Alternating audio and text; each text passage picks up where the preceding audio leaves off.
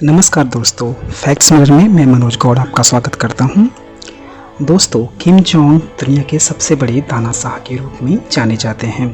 उनका परिवार 3 पीढ़ियों से नॉर्थ कोरिया में राज कर रहा है। पर हाल के दिनों में किम जोंग की सेहत के बारे में काफ़ी खबरें आ रही हैं। कुछ दिनों पहले अमेरिकन टीवी चैनल CNN ने बताया कि किम बुरी तरह से बीमार हैं और ज़िंदगी और मौत के बीच जंग लड़ रहे हैं।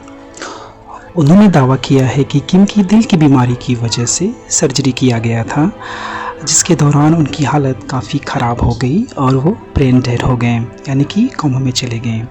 कुछ रिपोर्ट में यह भी कहा जा रहा है कि उनकी मौत हो गई है। अटकलों का बाज़ार काफ़ी गर्म है दोस्तों, पर ऐसा लगता है कि यह अटकलें सच्चाई से काफ़ी दूर नहीं हैं। उन्हें आखिरी बार 11 अप्रैल को देखा गया था। उसके बाद हाल के कार्यक्रम में वो नहीं दिखाए गए। किम जोंग उन अपने दादा किम सो जो कि उत्तर कोरिया के संस्थापक थे, उनकी जयंती समारोह में भी नज़र नहीं आए। बताया जा रहा है कि 2012 के बाद पहली बार ऐसा हुआ कि वे इस समारोह में शामिल नहीं हुए। किम जोंग की तबीयत कुछ महीनों से ख़राब चल रही थी, जिसकी वजह ज़्यादा स्मोकिंग, मोटापे और दिल की बीमारी बताई जा रही है। हालांकि नॉर्थ कोरिया की मीडिया में जो सरकार के ही नियंत्रण में रहता है, वहां से कोई खबर नहीं है। किम जोंग अपने परिवार की तीसरी पीढ़ी के नेता हैं।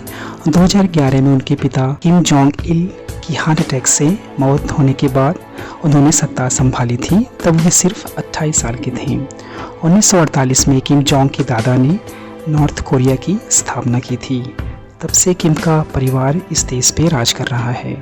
हर नेता की मौत के बाद सवाल उठे कि राज कौन संभालेगा, पर तीनों ही किम ने सवालों को गलत साबित किया और देश पर अपने परिवार की सत्ता कायम रखी। किम जोंग ने राज्य में अमेरिका के विरोध के बावजूद परमाणु हथियार और मिसाइलों से अपने आप को काफ़ी ताकतवर बना लिया। आज पूरी दुनिया नॉर्थ कोरिया से समा हुआ है। चलिए एक नज़र डालते हैं कि क्या क्या बातें हो सकती है अगर किम की मौत हो जाती है। तो दोस्तों, अगर उनकी मौत हो जाती है तो उनकी मौत की खबर कुछ समय तक दुनिया से छुपा कर रखा जाएगा।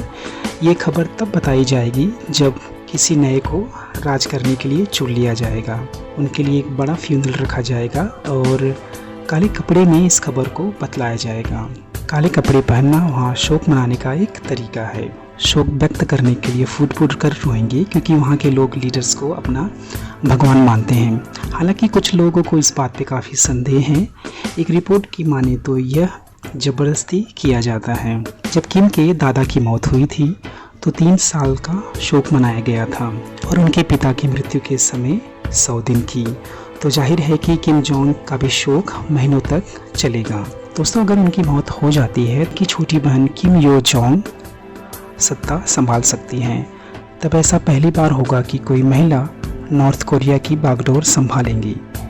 किम यो जोंग अपने भाई की विश्वास पात्र हैं और उनकी पकड़ काफ़ी मजबूत बताई जा रही है।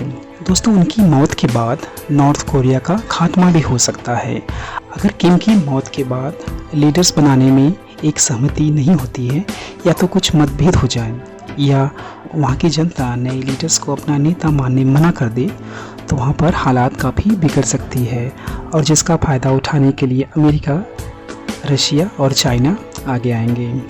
दोस्तों, नॉर्थ कोरिया और साउथ कोरिया का एकीकरण हो सकता है, यानी कि दोनों देश एक दूसरे से मिल सकते हैं। जी हाँ दोस्तों, ऐसा पॉसिबल भी है।